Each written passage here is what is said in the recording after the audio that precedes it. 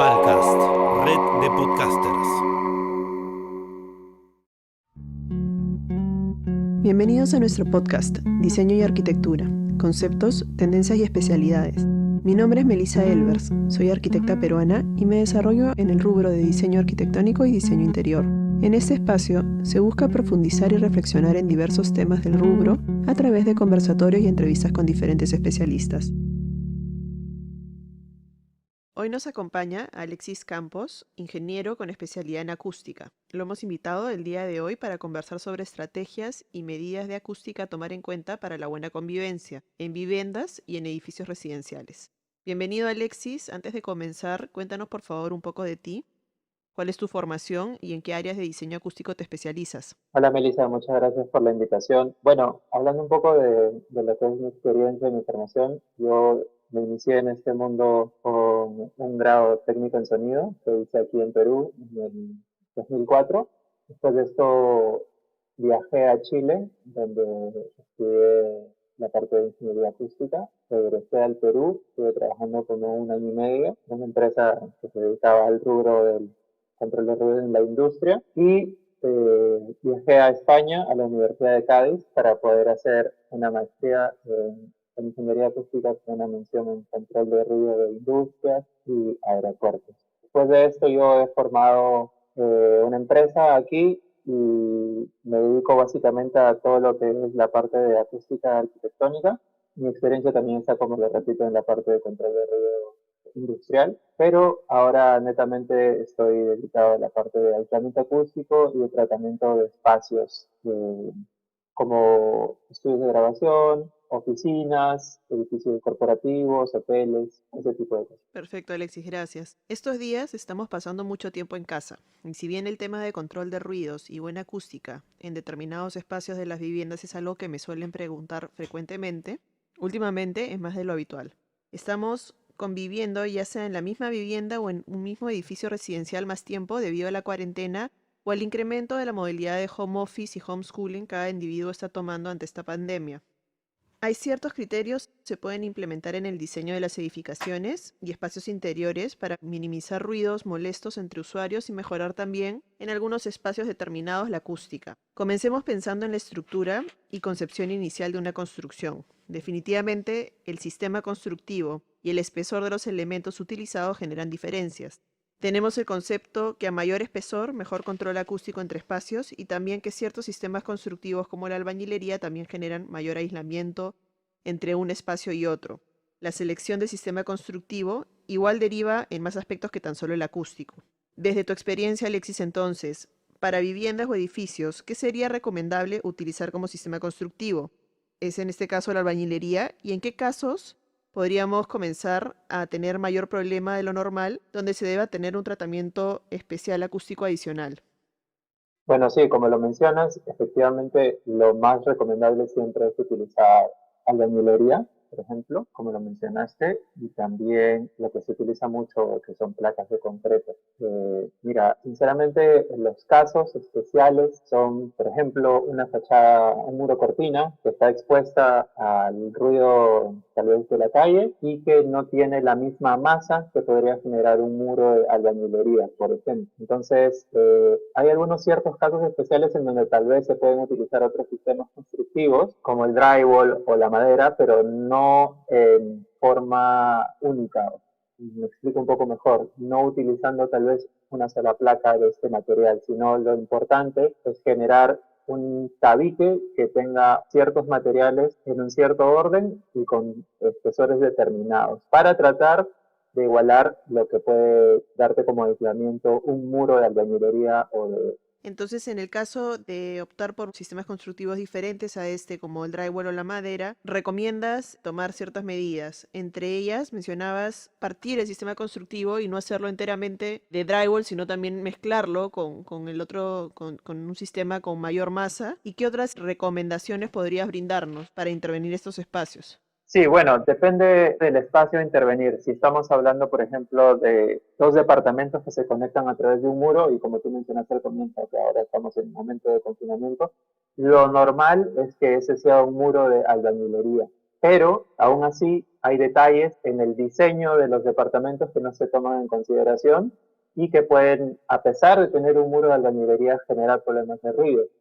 Sin embargo, si estamos hablando de espacios que son colindantes, pero tal vez dentro de la vivienda y donde es más normal utilizar divisiones de tabiquería, bueno, pues por ejemplo, lo común es que se utilice una placa de drywall o cartón yeso, como se llama en otras partes del mundo, por lado y simplemente dejar un espacio de aire en el medio, ¿no? Eso, en el punto de vista del aislamiento, es contraproducente.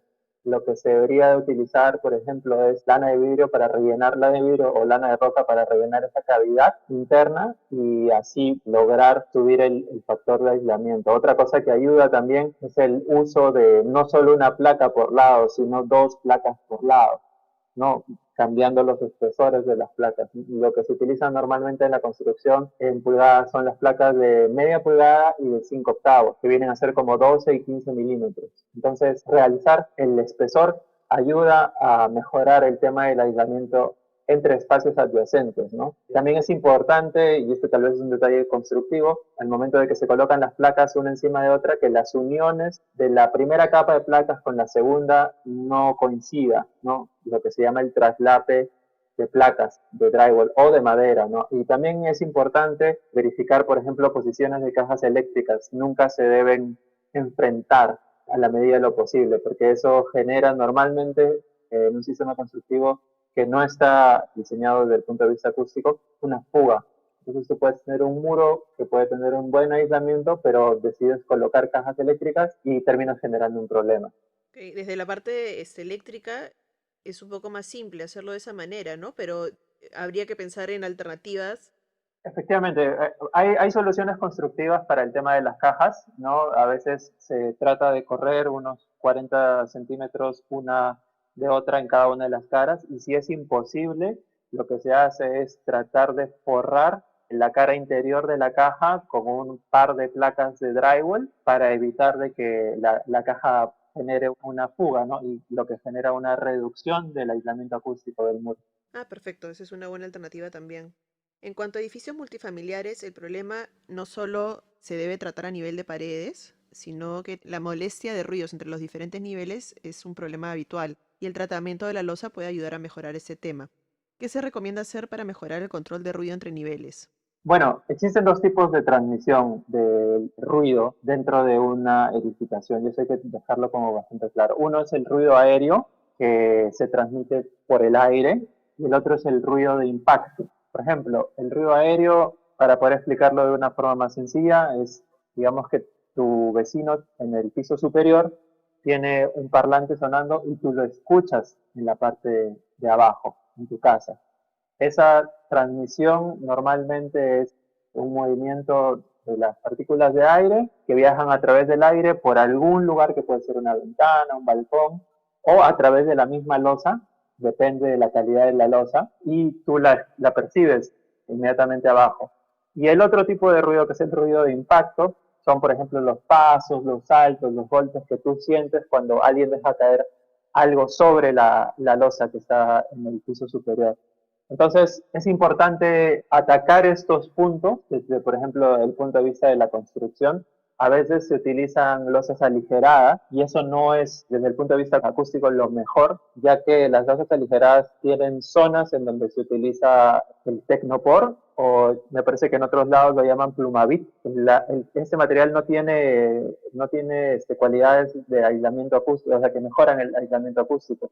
Por lo tanto, genera un punto de filtración bastante grande y como tiene una gran área dentro de la losa, genera un problema. Las ventanas, depende de la parte del mundo donde te encuentres, tendrás ventanas como un marco muy liviano y el espesor del cristal muy delgado y eso no ayuda al tema del aislamiento, ¿no? Por ejemplo, en el tema del ruido de impacto de las losas, depende del espesor de la losa, pero también depende del material que se pueda colocar debajo del piso de terminación. Y en cuanto al tratamiento de esta losa en acabados para mejorar la acústica, justo por el ruido de impacto, más que nada, al interior de un espacio, ¿qué se puede utilizar? ¿Cómo se puede prevenir? Siempre se puede utilizar una capa de un material resiliente, ¿no? Entre la losa y el piso de terminación. Al menos en los casos particulares que yo he revisado, al generar un costo adicional a la constructora, normalmente se trata de no utilizar, pero últimamente he visto que se está tomando un poco más de conciencia ya que existen muchas quejas. Desafortunadamente, ahora en este tiempo de confinamiento no es fácil levantar tu piso, colocarle este material y volver a poner tu piso de terminación, sobre todo si utilizas, no sé, porcelanato, pero es algo que se recomienda. Hay muchas marcas y vienen con especificaciones acústicas, ¿no? Uno, dependiendo del valor que necesite aislar, recomienda el material. Lo mejor en este caso es consultarlo con un especialista. ¿Qué alternativas son las más usadas? Es un material resiliente, que incluso puede aguantar humedad, agua, pero lo que hace es, funciona como una especie de amortiguador al tema de los golpes, el ruido de impacto en específico, ¿no? Es muy típico en viviendas escuchar gente que se queja porque escucha los tacos de la vecina que está en la parte superior o los niños jugando con una pelota. Este material, al ser resiliente, que podría ser algo similar al caucho, lo que genera es que amortigua esos golpes y no los transmite en su totalidad. No hay una reducción total con este material que puede tener entre 3 y 5 milímetros, incluso hasta 9 milímetros, me parece, pero sí ayuda muchísimo en el caso de las viviendas. Podría ser un poco las planchas de caucho. El tema de la espuma que se usa en pisos estructurados o laminados también contaría como este material para ayudar un poco. Sí, a pesar de que no tiene una especificación acústica, algo puede hacer. Normalmente este tipo de ruido impacto se mide. Se pueden hacer mediciones para saber cuánto es el aislamiento que tiene este elemento horizontal, ¿no? La losa. Así como se mide el aislamiento vertical de un muro, se puede hacer lo mismo con el ruido impacto en una losa. Y efectivamente, a pesar de que no tenga un catálogo donde te dice, ok, esto tiene tantos decibeles de reducción, te puede ayudar efectivamente a reducir un poco el ruido de impacto, pero es muy poco comparado con un material que es dedicado a eso. En edificios multifamiliares hay ciertos elementos que a veces requieren tratarse porque traen problemas acústicos también. Los que me suelen mencionar generan conflicto con la acústica son los ductos de ventilación, los equipos de aire acondicionado en techos, las bombas de agua y las montantes de agua y desagüe. ¿Hay manera de minimizar la molestia de ruido que estos temas generan? Sí, en los edificios, mientras más modernos son, y últimamente se está construyendo mucho edificio de alta gama tal vez, eh, existen equipos que son necesarios de tratar, ¿no? Por ejemplo, equipos de aire acondicionado que pueden tener algunos edificios. Estos equipos, aparte del ruido que pueden generar hacia el exterior de la edificación, también transmiten normalmente vibraciones hacia adentro. Entonces es importante hacer una medición de vibraciones o pedirle este, al fabricante que nos dé una solución con material resiliente. Normalmente por el peso del equipo de aire acondicionado se puede calcular qué tipo de antivibratorio necesita. Otro tema muy clásico, como lo mencionas, es el tema de las bombas. Las bombas pueden estar en el último piso, pueden estar en el sótano, y es muy común que gente se queje porque escucha la bomba que está en el sótano 2 y tú estás en el piso 6. Entonces, aquí hay que analizar muchas cosas, ¿no? Este es un caso más complicado porque tienes que saber qué receptores se están quejando, dónde están, ¿no? Cuál es el recorrido que sigue las cañerías del piping de esas bombas, por dónde están las pasadas de ductos, porque hay que saber la posición de la bomba. Es un tema un poco más complejo el de las bombas y yo recomendaría llamar a un especialista definitivamente, a un consultor acústico para poder solucionar este tema, porque a veces se puede perder mucho dinero tratando de solucionar este tema y sin el conocimiento adecuado uno puede malograr el funcionamiento de la bomba. Con respecto a las montantes de agua y desagüe, es importantísimo en este caso desacoplar los ductos de la estructura del edificio. Muchas veces me he encontrado con gente que se queja porque escucha las descargas de otras viviendas, de los inodoros o incluso hasta de la ducha, y esto es porque no se ha utilizado un material para forrar esas montantes de agua y desagüe, que al estar físicamente tocando las estructuras o un muro del edificio, puede generar ese sonido que puede viajar una cantidad considerable de metros. Entonces, importante es desacoplar los ductos de la estructura del edificio, existen hangers especiales para esto, y cubrirlos con un material absorbente de sonido, que también existe en el mercado. En las bombas mencionaste, o sea, definitivamente lo ideal es llamar a un especialista, pero ¿qué tratamientos son usuales en el caso de las bombas que generan molestias? Sí, es una combinación de lo que sucede con las montantes y lo que sucede con los equipos de aire acondicionado, porque una bomba tiene una cierta cantidad de revoluciones por minuto. Entonces eso va a generar una vibración y un ruido del motor eléctrico de la bomba. Por lo tanto, mucha gente dice, ok, encerremos la bomba en un cuarto, ¿no? Con una puerta metálica y ya no se va a escuchar. Ok, no lo vas a escuchar afuera, pero la vibración y todas las conexiones de piping que tiene esa bomba, o sea, de las cañerías, viajan a través de todo el edificio. Entonces, es importante también desacoplar todas las cañerías que salen y entran a la bomba. Hay que conocer ese recorrido y desacoplarlo. Al momento de que la cañería atraviese un muro, el sello de esa cañería alrededor del muro no sea rígido, o sea, que no se utilice concreto para poder cerrar el agujero que se ha hecho más grande. Y tiene que utilizar un sello que sea flexible, que lo que se utiliza normalmente son los sellos contra incendios, ¿no? Este tipo de sello permite la pasada de un ducto a través de un muro, pero no es 100% rígido, por lo tanto la vibración de este ducto al momento de tener un flujo en su interior no va a viajar hacia otras partes del edificio. Y de la misma manera funciona también el tema de las montantes de agua, ¿verdad? Sí, exactamente, exactamente. Y se ve en casos desde edificios muy básicos hasta edificios de muy alta gama. Es un error clásico, es un error clásico. Algo recurrente también son las viviendas ubicadas en zonas de alto tránsito, donde se recomienda el uso de ventanas y carpinterías especiales para aislar el sonido exterior del interior. Hay varios sistemas, ¿no? Está el doble vidrio con cámara de aire insulado, está el vidrio laminado de mayor espesor, con carpintería aislante, o simplemente el tratamiento de la carpintería. ¿Cómo funcionan estos sistemas? ¿Qué recomendarías simplemente en este caso? ¿Qué vendría a ser lo más efectivo? ¿Nos podrás dar una idea de esto, por favor? Sí, bueno, en los casos particulares en el mercado sudamericano ya existen las ventanas conocidas como ventanas acústicas. Desafortunadamente, nuestra realidad sin pandemia es una realidad muy ruidosa y las ventanas en los países sudamericanos, dependiendo del clima, están o no preparadas para el tema del ruido.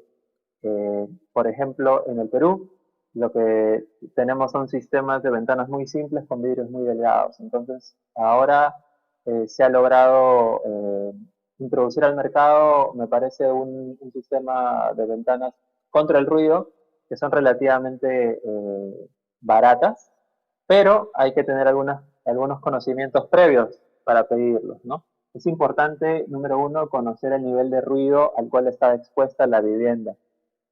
A veces puede ser que estés viviendo en una calle y que te pase una moto de vez en cuando, o estás viviendo en una avenida grande en donde tienes un ruido de tráfico muy constante, ¿no? Dependiendo de este factor podemos escoger la ventana adecuada.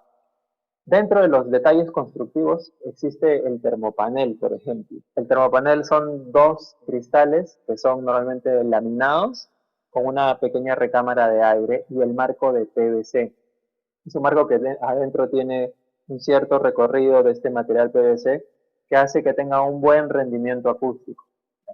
Entonces, hay un detalle que es muy importante de considerar, es que al momento de que nosotros pedimos esta ventana y se instala, es siempre necesario revisar el sello de la ventana, porque podemos tener un elemento tal vez de 2 metros por 1 metro,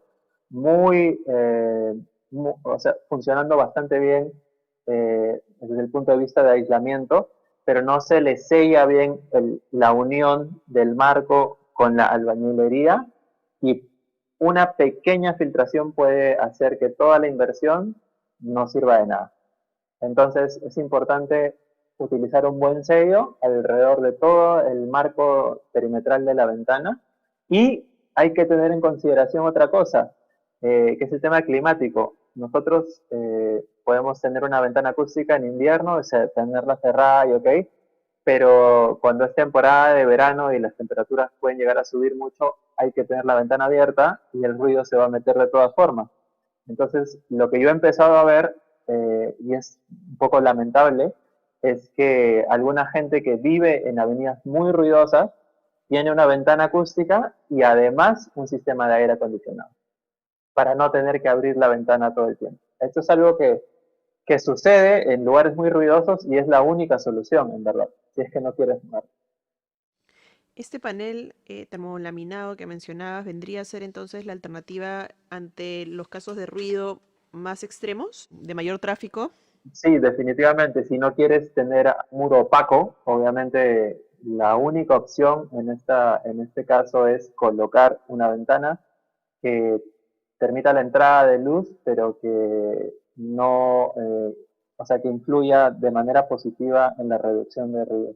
Es la mejor forma. Hay de varios tipos, pero básicamente hay que tratar de lograr que los espesores de los cristales sean superiores a los 4 milímetros, pero que no se repitan, que no sean 4 más 4 o 5 más 5, sino que sean 6 más 4 o 10 más 8, para tratar de evitar lo que se conoce en acústica como el efecto de coincidencia. Un detalle un poco más técnico, pero es importante, como lo digo, utilizar dos cristales que tengan los espesores distintos en el caso de las ventanas de PVC.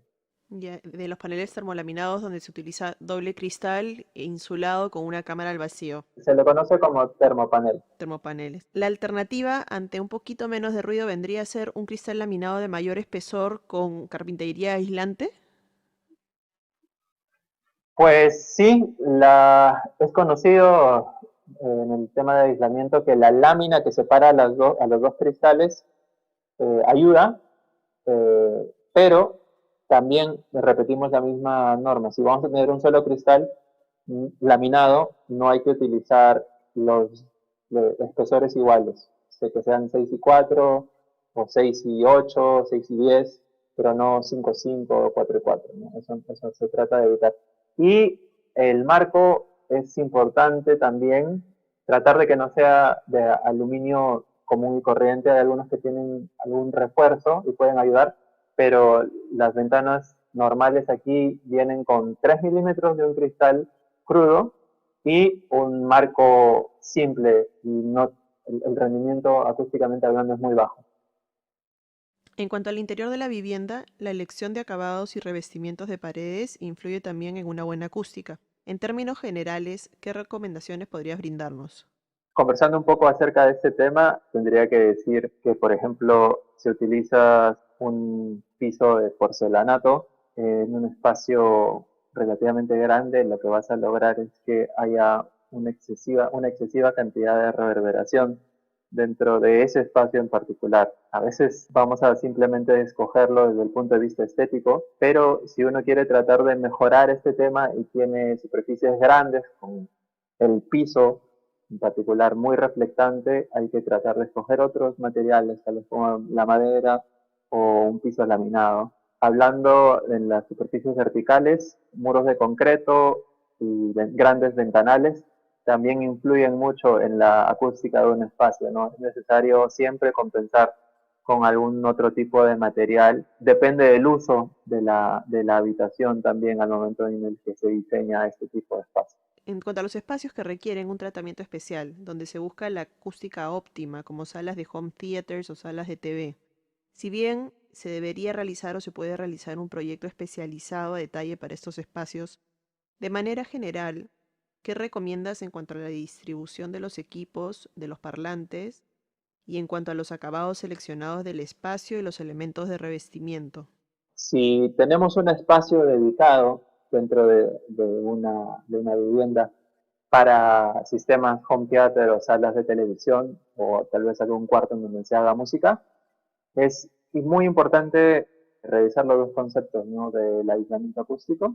Es necesario saber de que el nivel que tenemos dentro, el nivel de sonido que tenemos dentro de ese espacio no va a perturbar mucho a espacios adyacentes, y si es así, tomarlo en consideración. Y lo otro es necesario controlar la reverberación del espacio que se está tomando como home theater, ¿no? Para esto se puede utilizar absorción acústica distribuida, que puede ser en el techo y en las paredes. Ahora hay muchas opciones de panelería ya con acabados un poco más ornamentales, que nos permiten poder trabajar home cinemas de una manera no tan invasiva, ¿no? Puedes considerar también, por ejemplo, algo que puede sonar tonto, pero que ayuda mucho es tener un sofá bastante grande, porque ese sofá tiende a absorber frecuencias bajas, que es lo que normalmente se reproduce en una película, ¿no? Ahora, hablando un poco de los parlantes, depende del sistema que tengas. Puede ser que tengas un sistema 5.1, que es lo normal para reproducir una película con un sistema envolvente. Eso viene con un subwoofer y eso genera bajas frecuencias, y las bajas frecuencias son las más difíciles de aislar y absorber.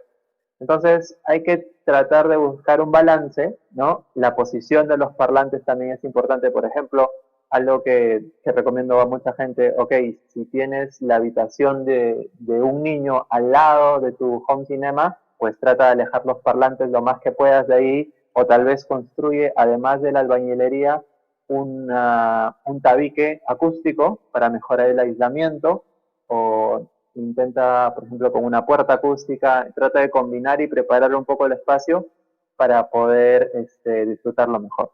Si esto está colindando con ambientes donde buscamos descanso, una alternativa sería preparar estos paneles adicionales acústicos que vendrían a ser, adicional a la albañilería, quizás un panel de drywall relleno con lana de vidrio o lana de roca. Sí, exactamente.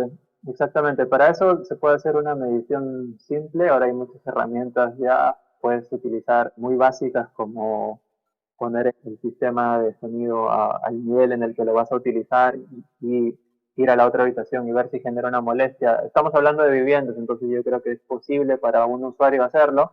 Y a partir de ahí puedes decir: ok, sí, necesito hacer un tratamiento acústico en este espacio, ¿no? Tal vez la puerta es el problema, o tal vez una ventana es el problema. Tienes que analizar las opciones, y si vas a utilizar un tabique para mejorar el aislamiento, o sea, para evitar que el ruido pase de una habitación a otra, se puede hacer con dos placas de drywall alejadas del muro, y el espacio que queda entre ellas rellenas con un material absorbente como lana de roca o lana de vidrio.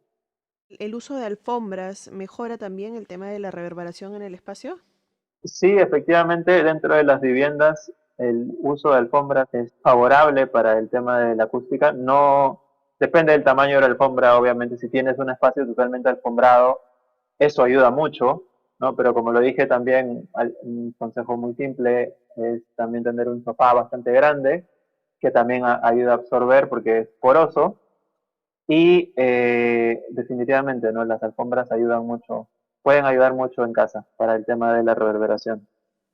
En cuanto a la pared que se encuentra justo frente a los parlantes, ¿es en esa pared donde por lo general se suelen colocar los paneles absorbentes?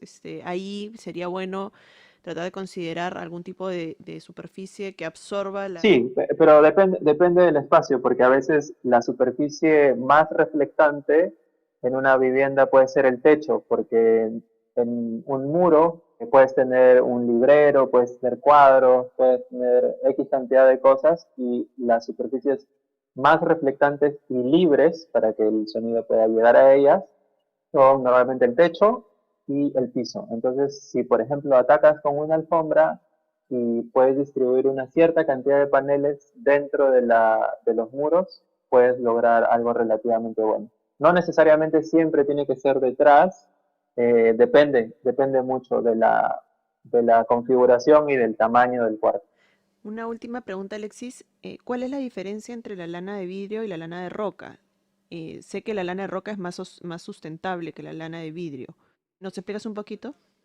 Las diferencias son relativamente pocas, pero, o sea, su concepción, la lana de roca, por ejemplo, proviene de rocas volcánicas, mientras que la fibra de vidrio proviene de hilos de vidrio, ¿no? Ahora, desde el punto de vista acústico, el aislamiento, ambas funcionan bastante bien en el tema del aislamiento acústico, y sé que también desde el punto de vista del aislamiento térmico. No hay, no hay gran diferencia entre los dos. Además, los dos son materiales incombustibles. En caso de necesitar densidades muy altas, por ejemplo, la lana de roca puede llegar a tener hasta 100 kilogramos por metro cúbico, sin embargo, la lana de vidrio la he visto tal vez solamente hasta 80 kilogramos por metro cúbico. Entonces, sí, como dices tú, desde el punto de vista sustentable, sostenible tal vez, la lana de roca es más usada, pero ambas se utilizan en realidad bastante, y al menos desde el punto de vista acústico, si mantienen las cualidades que el especialista recomienda, no hay ningún problema en usar cualquiera de las dos. Muchísimas gracias, Alexis. Ha sido un gusto conversar contigo hoy día. Hasta una próxima ocasión en que conversemos de otro tema. Si necesitan contactarse contigo, pueden escribirme, o si quieres dejar algún teléfono, también es posible. Hasta una próxima ocasión. Hasta luego, Melissa. Muchas gracias por la ocasión, y doy gracias también a un compañero mío, Felipe Rayman, de Chile, que me ayudó en poder definir un poco los temas en el mundo sudamericano de la acústica, porque cada país tiene sus detalles en específico. Si quieren contactarme, pueden contactar con Melissa o a mi celular, que está en Perú, es el 9978-67750 para cualquier consulta o duda dentro del mundo de la acústica. Muchas gracias. Gracias a ti, Alexis. Ya nos vemos pronto. Gracias por escucharnos. Pueden suscribirse al podcast para recibir los siguientes episodios a través de Spotify, Google y Apple Podcast. Agradecemos a Palcast, red de podcasters, por sus servicios. Pueden también seguirme en redes sociales como Melissa Elvers Arquitectura, o contactar al siguiente correo: info@melissaelvers.com. Palcast, red de podcasters.